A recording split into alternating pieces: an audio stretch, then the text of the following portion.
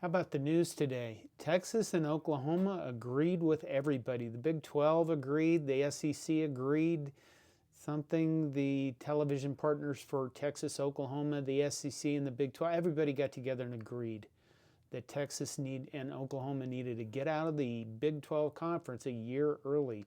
So the Oklahoma Sooners and the Texas Longhorns' last season in the Big 12 will be this coming season, 2023. Not 2024. 2024 is the year that we all expanded to a 12-team college football playoff. Could be significant, probably is.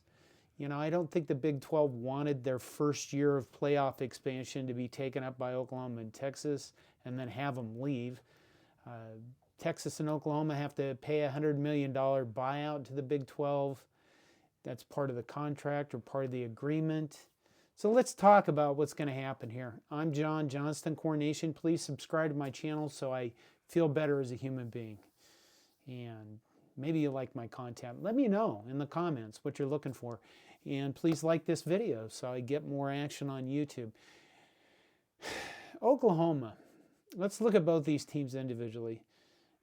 If I had to be honest, I'd say that Texas appears to be in a better position to move the SEC. Quite a statement from a Nebraska guy, don't you think?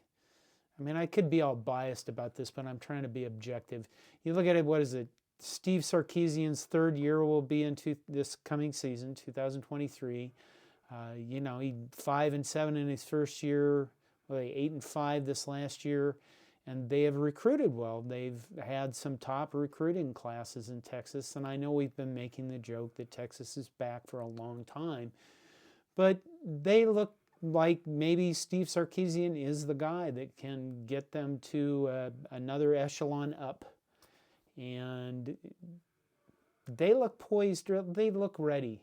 They look like they're prepared to go to the SEC, where it's going to be a tough conference, let's be honest.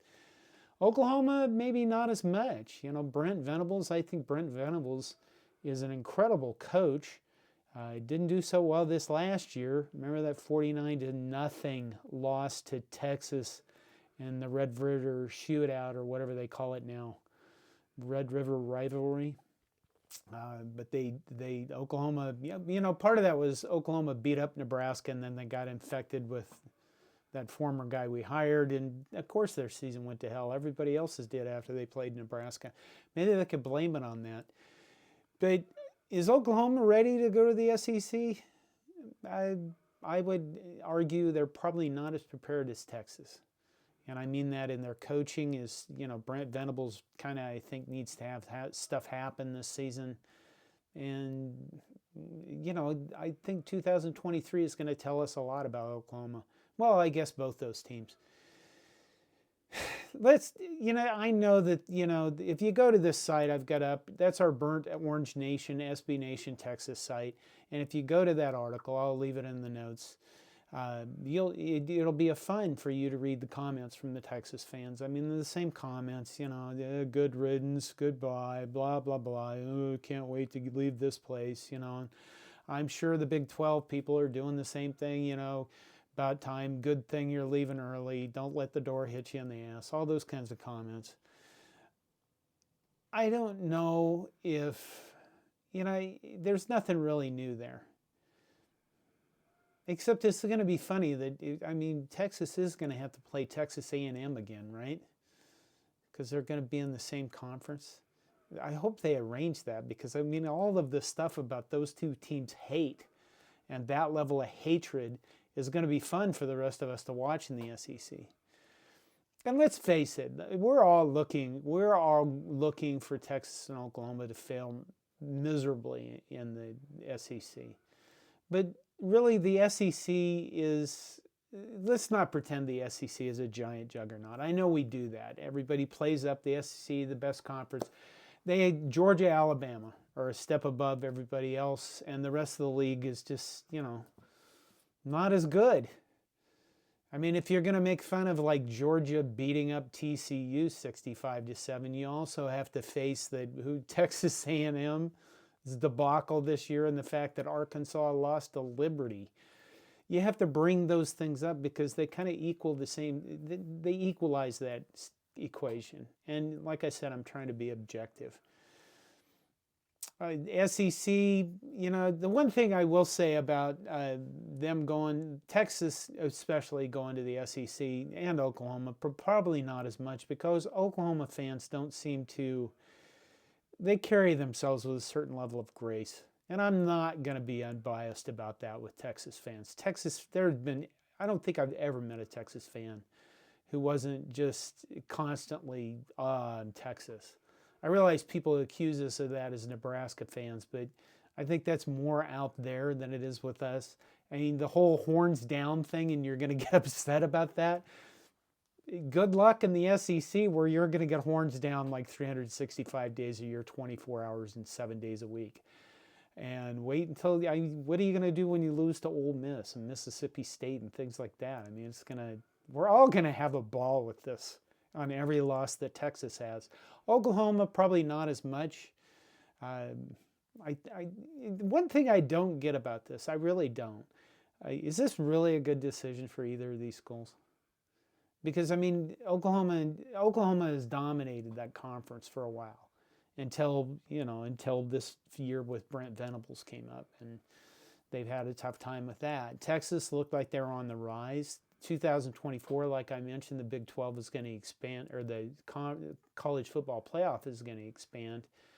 They would be picking up playoff positions if they stayed in the Big 12. I realize there's SEC money to be had, but let's face it, Texas and Oklahoma don't have a problem with money. And the Big 12 never distributed its money equally anyway, so those two teams got the majority of it. So from a purely objective view, is this a good idea? I'm going to say probably not. Because I think that, I think the Big 12 is actually going to be fine. Are they going to get the contract that the SEC and Big 10 get? No. But I think they're going to be okay, especially, let's see what they do next, the Big 12, if they go raid the Pac-12 and pull some teams out of that thing and decimate what's left of that conference. But I think that the Big 12, it's not going to go away. But I'd like to hear your thoughts on that. I try to be objective. I realize we all hate Texas, and we kind of have some respect for Oklahoma. But the whole conference change thing.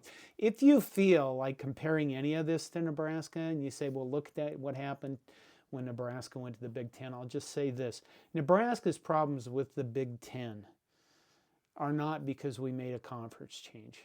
Or if you wanted to blame it on that, it's 5-10% of the problem. The problem that Nebraska has had when we moved to the Big Ten is that we've made horrible personnel decisions since then. I mean, Bo Pelini, granted, Bo Pelini probably could have continued to do okay in the Big 12, but he wouldn't change. He wasn't going to change to make the transition to the Big Ten, and that was the problem with Bo. Mike Riley, do I really have to talk about him? And then there's this guy we just fired. I don't really have to mention him at all, and I'm not going to even bother to mention him by name. If you want to say that something about that guy, and he was the right hire coming in, but he lasted way too long, and that's the question you should be asking about that regime is why did he stick around as long as he did? Because now we need to, we're a year behind recovering. And it looks like maybe we got the right coach. Nobody knows. We're going to feel good about winning the offseason and going to fall. I'd like to know what you guys think about this. And we can all take shots at Texas and Oklahoma, and that'll be fine. And I will say that Nebraska's transition to the Big Ten hurt us in baseball quite a bit because we are now in a conference that doesn't give a damn about it. And you have teams that don't schedule anybody, Penn State, and drag our RPI into the toilet. Is Texas, any sport in Texas or Oklahoma, going to be damaged by moving to the SEC? I mean, like really damaged? I don't think so, unless there's something I'm missing. If you look across the board, I don't think the SEC is any kind of juggernaut really in basketball to the point that Oklahoma or Texas can't at least compete in that conference. Volleyball, Texas is still going to be at the top of that. Baseball, both those schools are probably going to, well, I think Oklahoma's fallen off recently in baseball. I don't remember. Sorry, Sooners fans. But let me know what you're thinking. Let me know what you think of this transition to the SEC. And thank you for watching. And go Big Red.